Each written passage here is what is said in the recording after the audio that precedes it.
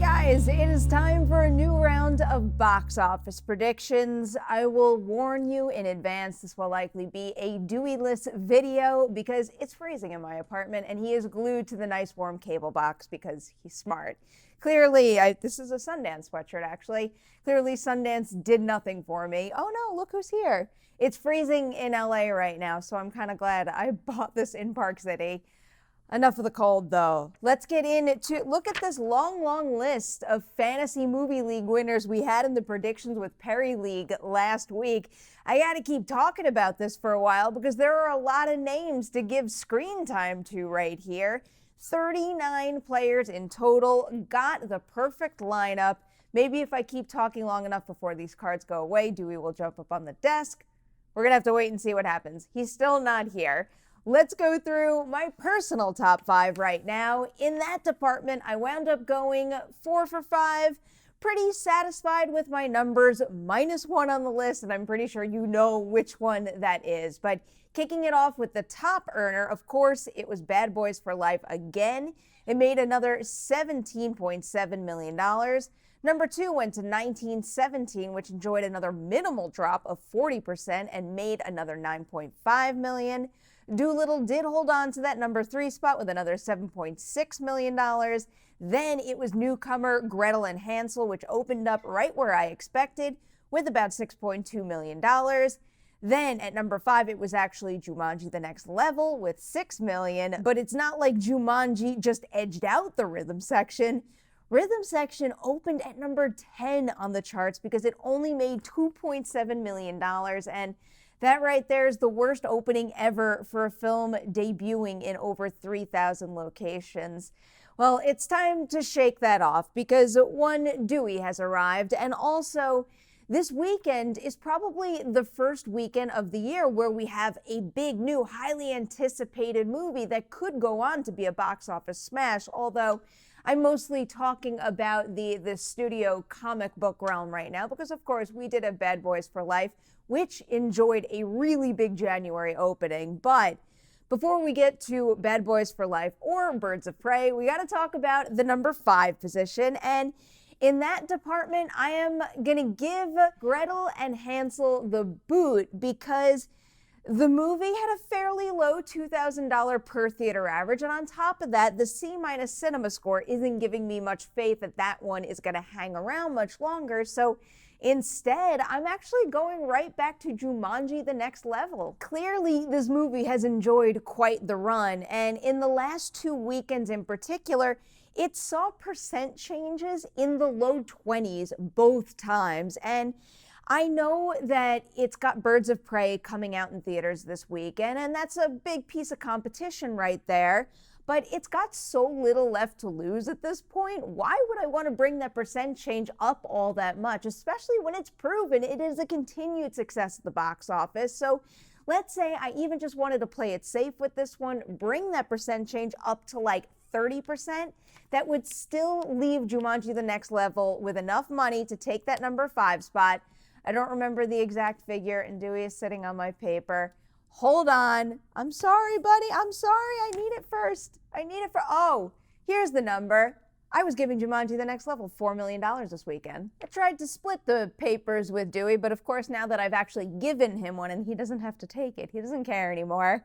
But I still got my details for my number 4 pick of the weekend right here. The number 4 spot this time around is going to Doolittle. So who would have thought that Doolittle would have hung around on the top 5 for so long? But I guess so it goes when we have so many low-earning new releases hitting theaters all throughout January and the beginning of February as well. So looking at this one, yes, Birds of Prey is some big competition entering the race. Oh no, he's touching my mic. Birds of Prey, big competition this weekend, but Doolittle is good counter-programming. Oh, I'm so sorry if you're hearing crackling right now, but Dewey does what Dewey does. So with Doolittle being good counter-programming for a new release in Birds of Prey, I'm thinking that it could keep its percent change fairly stable, especially, again, I have to bring up that it doesn't have all that much to lose at this point. So let's say I keep last weekend's 38% drop, pretty much stagnant this time around. That would mean that Dolittle can hold on to that number 4 spot with $4.5 million. And now we have hit the number 3 spot, and that's where I've got 1917, which I think is going to have a wonderful weekend for multiple reasons. I'm actually going to borrow the Glass comp that I used last weekend for this one, and I know they're not one-for-ones. There's so many differences between the movies, the type of content, how far along they are in their runs. Of course, the Oscars are this weekend, but just looking at what happened in the month of February in particular, I think that could help me here, because the first weekend in February this year and last year, 1917 and Glass respectively made about the same amount of money. Now, if I look at the second week of February for Glass, its percent change came down a good deal. And considering the fact that this is a big Oscar weekend for 1917 and it's been going so strong at the box office, why wouldn't the same thing happen with that movie's percent change? So let's say I take last weekend's 40% drop and bring it down to about 30% for 1917 this time around. That would mean the movie is making another $6.5 million. We have arrived at the number 2 position on my list, and this time around it's going to Bad Boys for Life. I'm actually opting to not pick a comp for this one this time around, and instead just considering its last few weekends at the box office. Like last weekend, it wound up dropping 48%, which isn't half bad when you consider it was the Super Bowl, and that typically is a lower earning weekend of the year. This weekend, though, is different in that respect. I do think that Bad Boys for Life is going to feel the effects of Birds of Prey entering the race, but there is typically more money to go around right now, so I think those two factors are going to balance themselves out. Bad Boys for Life is going to be able to keep its percent change about the same as where it was last weekend, and that would mean the movie is making another $9.5 million. Now it is time for this weekend's big new wide release, a movie I'm very excited about. It's Birds of Prey. No doubt this thing is taking the number 1 spot. I am curious to see how high it goes, and after seeing it especially, I've got a lot of faith in this one. The buzz is strong. It seems that most of the reviews are very, very positive, and I just have a good feeling that that buzz is going to continue to catch on through the weekend and create more urgency to see the movie. And on top of that, it's the only new wide release this weekend. It is in very good shape.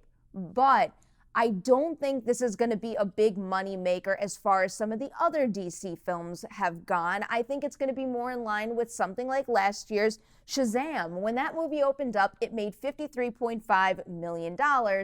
That was in April of last year, though, which seems like it could be the better release date, the bigger release date, so much closer to the summer season. But I do think Black Panther changed the game with February release dates, and I think that could work in Birds of Prey's favor, just signaling a bigger opening weekend number for it. And on top of that, it is a well-reviewed movie with a group of kick-ass leading ladies led by Margot Robbie. I can't recommend it enough for what that's worth right now. So I am going to go a little bigger than Shazam on this one, and I'm going to go, I think this number falls within the predicted range for Birds of Prey. I'm going to say the movie makes $55 million for its first weekend in theaters. So there it is, guys. We have hit the recap portion of the show. I got that paper right here. We're good. Number 1 on my list is Birds of Prey making $55 million. Then I have Bad Boys for Life with $9.5 million.